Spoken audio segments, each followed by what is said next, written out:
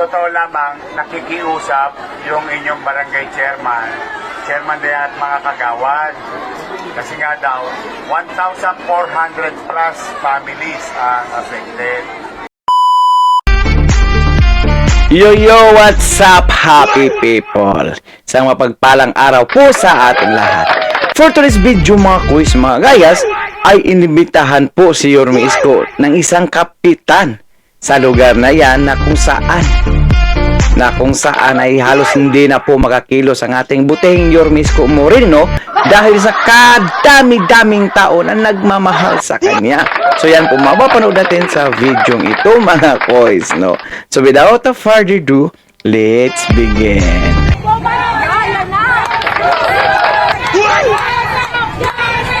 Baba na ang ating butihing Yorme Isko Moreno. Talagang mahal niya yung mga matatanda talaga.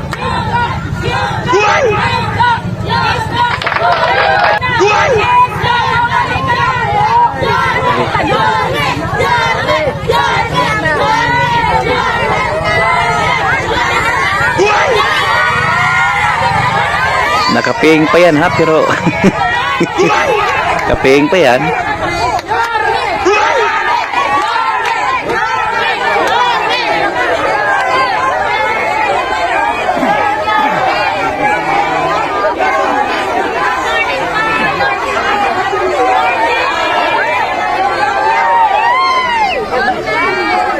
Grabe yung pagmamahal ng mga tao, mga koys.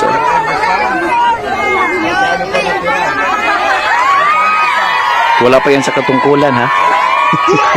20. Ayun lang po yan. Ano po, mga 20 pesos. May nagtitinda pa, yari na. Ubos yan. Ubos yan. Baka matusok ka, baka may matusok.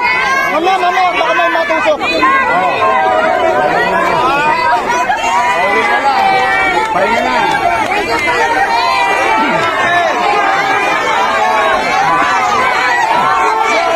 Grabe yung karisma. Yung karisma ng ating mahal na Yorme Isko Moreno. Hindi lang karisma, pati yung mga nagawa niya, kaya hindi na kakalimutan ng mga Manilin. Hindi naman kayo na, ano. Especially yung mga senior dyan. Mahal na mahal talaga niya yan.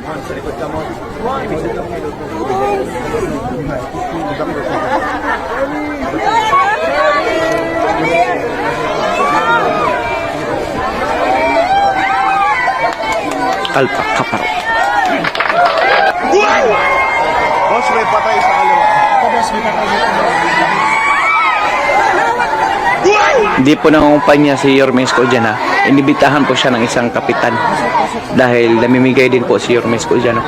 Sana sa lanta yan ng bagyong Karina.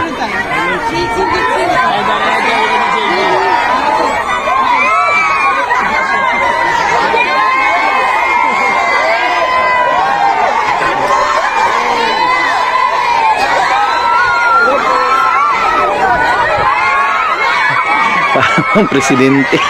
Daming tao. Parang presidente, no? Sa karaming nagmamahal ng Yorme Isko.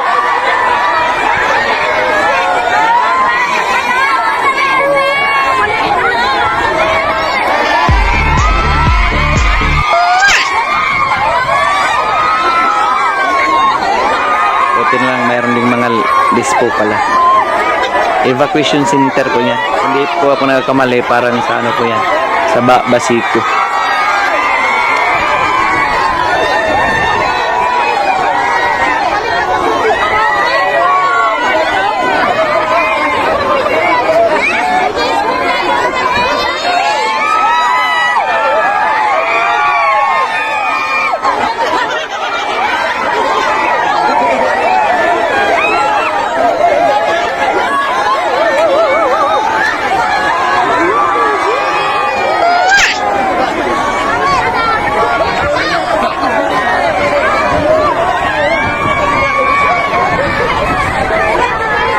Kami yung nasa evacuation center, no? Yung iba dyan, hindi naman lahat yan na nasa evacuation. Yung iba, inabangan po si Yorme Isko Moreno. Dahil alam na pupunta kasi nga, imbitahan ng kapitan. Yan.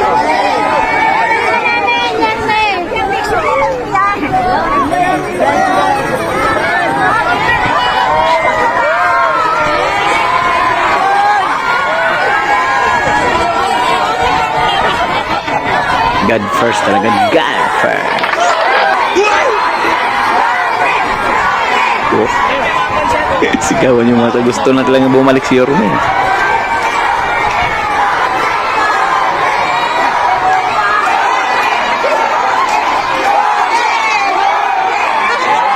Walang pasok niya. Kasi, oh, paralan pala yung ginawang evacuation center.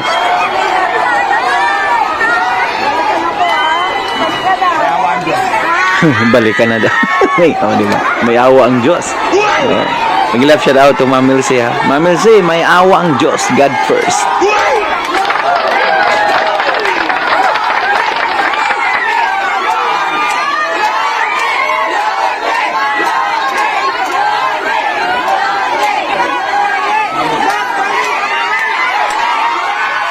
Puro sigaw, bumalik ka na eh.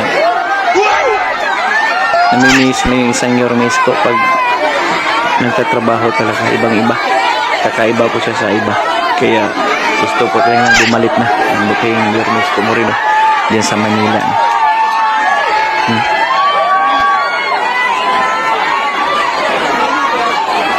Grabe. Talagang yan. Dagsa po yung mga tao. Pero take note, hindi po yan lahat yan nasa evacuation center. Yung iba dyan, nagpapakita lang po ng support kay Yormes ko. Kaya alam na pupunta si Yormes ko dyan. Kasi may ibibigay ding tulong si Yormes ko. Daruin niya. Wala sa serbisyo, pero bumunot sa sariling bulsa. Diba?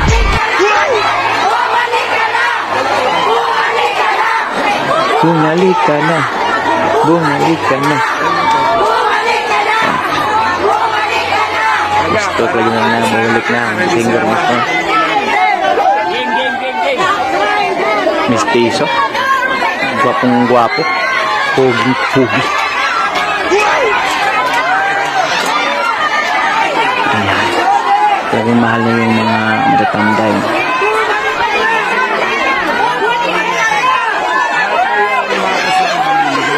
Yun yata yung kapitan dyan. Muna kayo.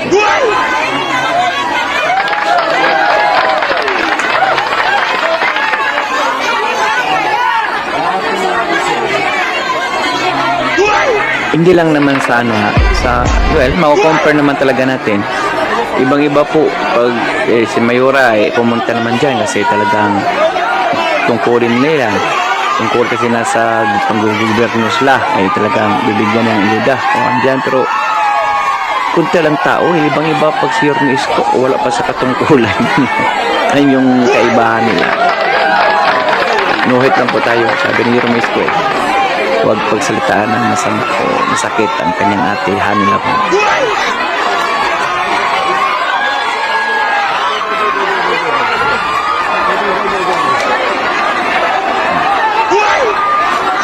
Well, talk naman tayo. Sa panahon ng eleksyon talaga, marami pong tumalikod kay Yorme Isko dyan. Siguro na, ngayon, na-realize po nila na nagkamali po sila ng pagtalikod nila sa panahon ng eleksyon kay Yorme Isko. Real talk naman talaga. Ilan lang naman ilan ba batante dyan? 2 million nakuha ni Yorme Isko sa pagka-presidente. Ewan ko kung umabot ko yun ng 2 million. Nationwide din. Yung karamihan dyan sa Manila talagang bumaliktad. Pero kahit ganun ang nangyari, hindi po sila kinalimutan ni Yorme Isko. Talagang mahal na mahal sila ni Yorme Isko. Kasi in the first place, hindi naman talaga walang plano si Yorme Isko yung taong bayan na nanawagan dyan, yung mga Manileño na bumalik, ayan, mas pipiliin ni Yorme Isko yung mas nakakarami kaysa isa lang. Ngayon yung tunay na public servant, paninerbisyo, timbangin talaga kung ano yung karapat dapat para sa karamihan, hindi lang sa isang tao. Siguro gets yun na kung ano po yung ibig ko sabihin. O, diba?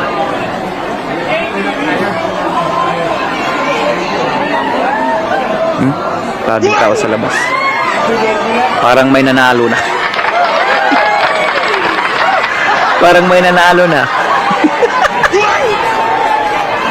Parang proclamation na ba? Parang victory party na, no? Oh. Victory party na ba to?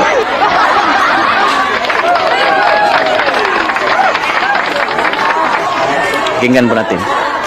Oh, paki-on ng microphone. Maganda po yung pulis po.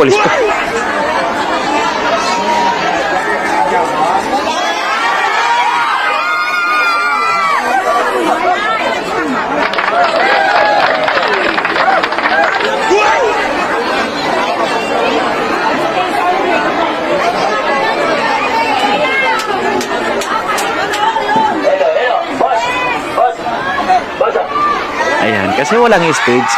Oh, monoblock, tuwang-tuwa yung mga tao. I love you. You too. Una, ligtas naman kayo lahat. Salamat sa Diyos.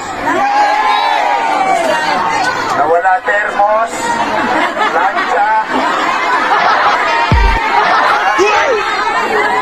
nawala na lahat, wag lang ang mahal sa buhay. Mahirap ang buhay talaga, pagka ganyan man, no? Tuloy pa rin ang buhay. Habang may buhay, ito naman, sa totoo lamang, nakikiusap yung inyong barangay chairman din at mga kagawad. Kasi nga daw, 1,400 plus families ang affected. Natutuwa naman ako dahil may mga dumating ditong tao tumulong sa inyo. Di salamat sa Diyos. Tama po ba? Lahat ng tutulong dito, tanggapin ninyo, kasi kailangan talaga natin. Kailangan niya yung pagmamalasakitan. Ngayon naman, kami na-requestan ng inyong barangay official. Palakpakan nyo naman yung sama-sama kami dito ng inyong mga kusihal. Adya dyan, si Chef Romeo, si Chesa, si Tolmac, andyan din si Bobby Espiritu, at yung gwapong abogado, si JB. Sino pa isa? At ito, pinakamatangkad. Sino ba dito?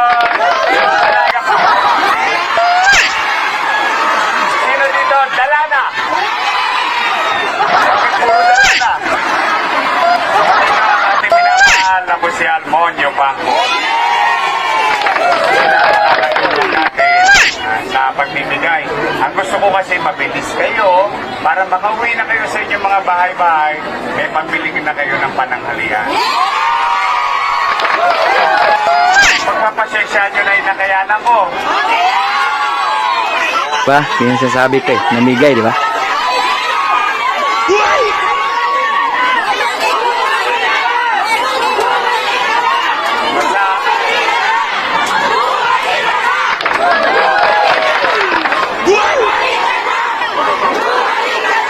Basta kung ano yung nakayanan ko dyan, ginawa ko ng paraan.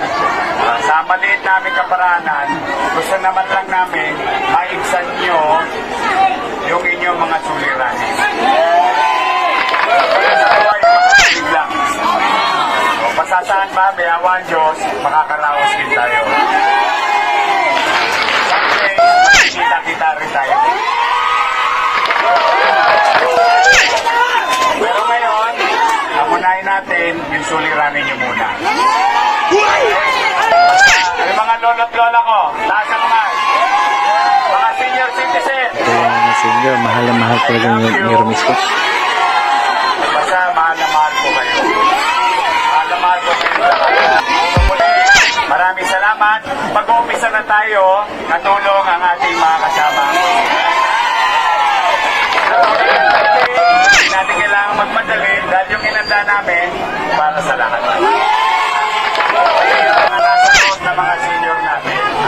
mag-alala. Okay? Lagi kayong manalig. Sa tulong ng Diyos, makakaraos tayo. Magpalain nawa kayo ng Bombay Kapal. Manila! God First, God first.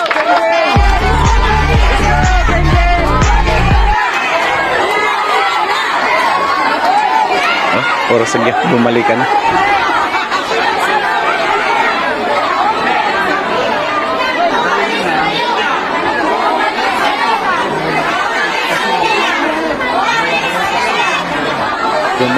Bumunot ang ating buti. Ayun, namimigay ng pera para sa nasalanta ng bagyo.